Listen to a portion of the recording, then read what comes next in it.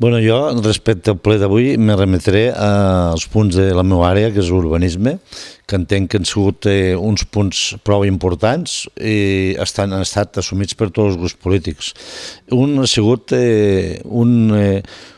una cosa que anava ja des de l'any 98, o sigui, fa 12 anys.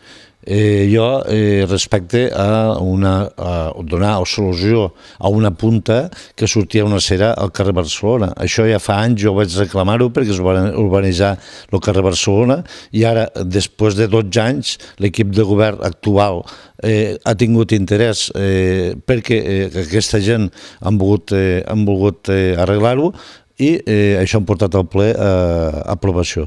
És una solució ja definitiva a lo que és la sortida del carrer Barcelona.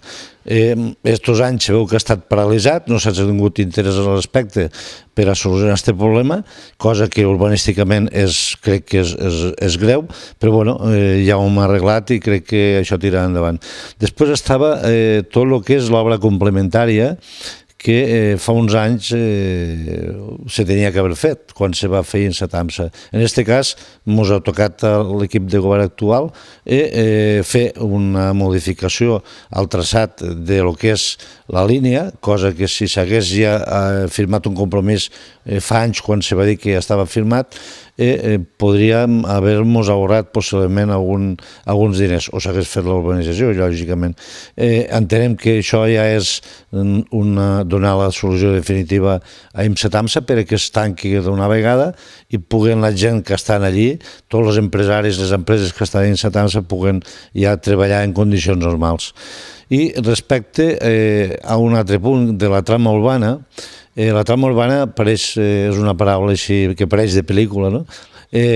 Però lògicament, urbanísticament, s'ha de fer una trama urbana on se puguen col·locar tot el que són empreses, serveis petits i mitjans.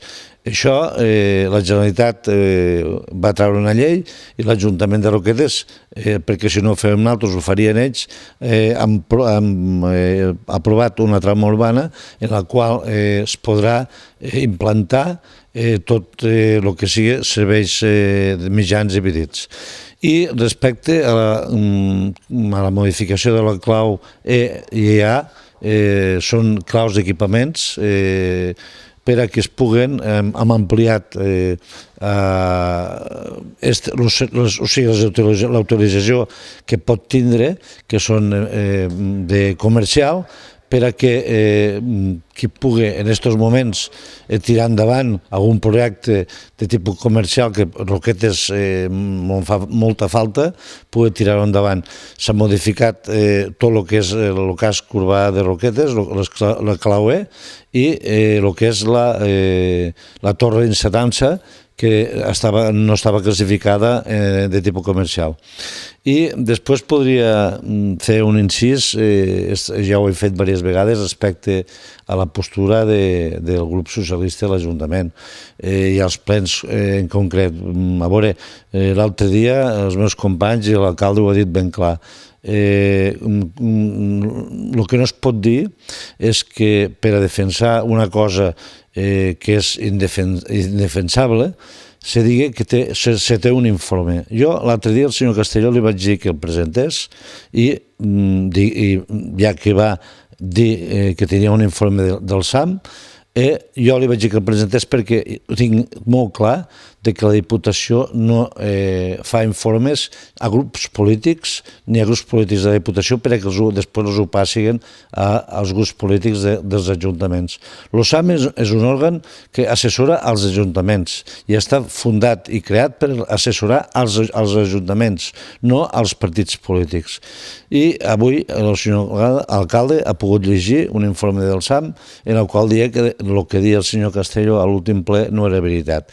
Potser el senyor Castelló confon un correu electrònic en un informe. Els informes van firmats i sellats i en registre de sortida. Potser després de molts anys potser haurem d'ensenyar a algú a veure que ens expliqui ben bé què és un informe. Un informe surt d'una entitat que pot fer informes a qui pot fer, no a qui no pot fer.